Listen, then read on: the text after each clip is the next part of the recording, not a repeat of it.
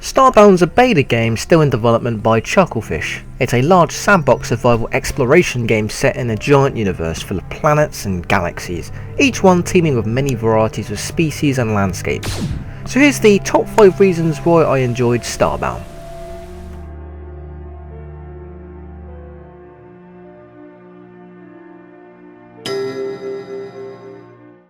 The depth. Starbound is a huge game. The overall scale of the game is what may turn some players off, but if you're into games where exploration is rewarded, you fall in love with what's on offer here. When you first start off the game, you can choose what race to play as. As of now, there's no special character traits that differ from one another, the only difference being what items can be crafted into food. In the future, they plan to have each race a different ability, so avians can glide for a brief time, Florins gather sunlight for more energy, Hylots can breathe underwater, and Glitches can mine quicker. Initially when you start, you'll be on one planet, which could serve as your own home planet. From this point onwards, you're given tutorials to proceed further into the universe. Different crafting options become available and different upgrades can be unlocked. The game also contains legendary items and blueprints which can be found throughout the game. Blueprints act as special upgrades for either food, clothing or building. Much like Minecraft, a food bar represents how hungry you are over a certain time, but by constructing a bow or knife you are able to hunt creatures for meat, which once cooked using a stove or campfire feeds your hunger bar. The trees can be chopped down for wood to craft, vines can be harvested to create bandages which act as healing items, different beds are found throughout the game and the player can rest in these to gain their health and stamina. You also have a heat level. Different planets have different climates and oxygen levels, so you need either warm clothing or heated radiators or campfires to keep warm. As for oxygen levels, later into the game you can build a survival kit which allows you to breathe underwater as well as breathe on the moon or asteroid levels. As for armour, the more rarer ores can be crafted into ingots, which in turn grants higher resistance to damage from enemies. Unlike Minecraft, if you die you respawn back on your ship but you keep all the items you currently have, you just lose pixels, which is the currency in the game. Starbound can also be played with friends. If you want to create your own server, we did ours in Hamachi. It's a great way to explore the universe together. The music. Rather like Minecraft, the music score in this game is amazing.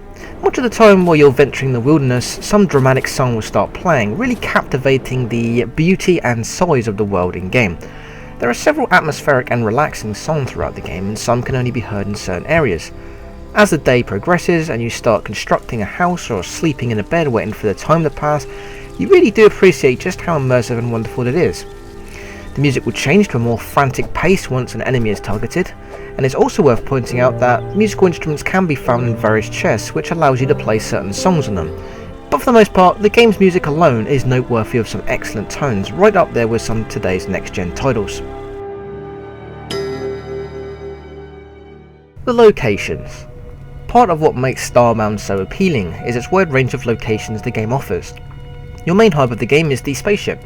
Often this will vary in appearance depending on the class of race you pick, but they all function the same. When you have fuel, you can travel to many different planets and explore the wonders and sometimes dangers there.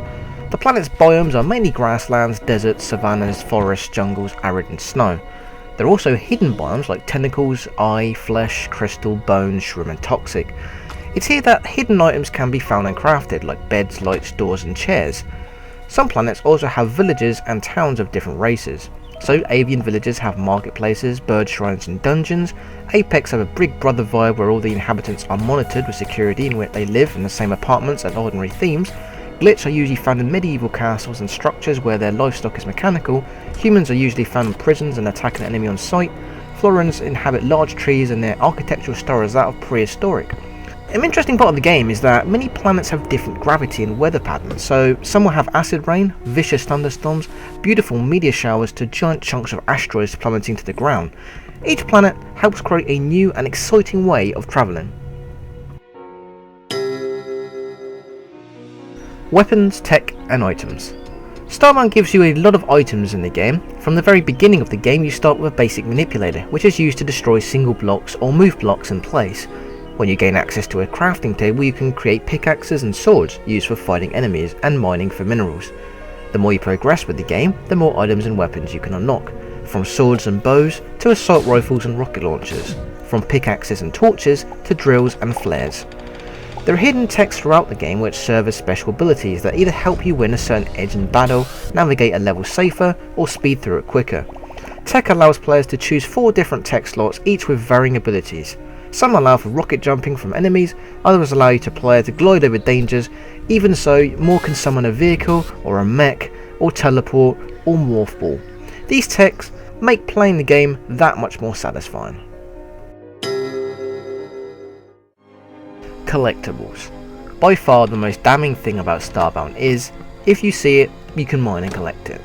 This includes the dirt and walls to furniture, lights, chairs, you name it. What's more, the game features a multitude of different textures, ranging from medieval to modern to futuristic to prehistoric. The game does allow you a maximum of 1000 of the same block type, in which Minecraft only allows 64. Some of the objects are actually interactable, be it pianos, toilets, sensors and chairs. It's also worth noting that a lot of different style lockers, chests and storage containers can be used to store your valuable items, or if you've got the ability to collect everything like myself, you'll go ahead and collect everything from different planets and put them in different chests, so that you have 1000 of each. With this much content, you can create all sorts of fancy rooms and houses. All I can say is I really enjoyed this game and I'm addicted to it and can't wait for the new updates they're releasing. And as they say in the trailers, the universe is waiting.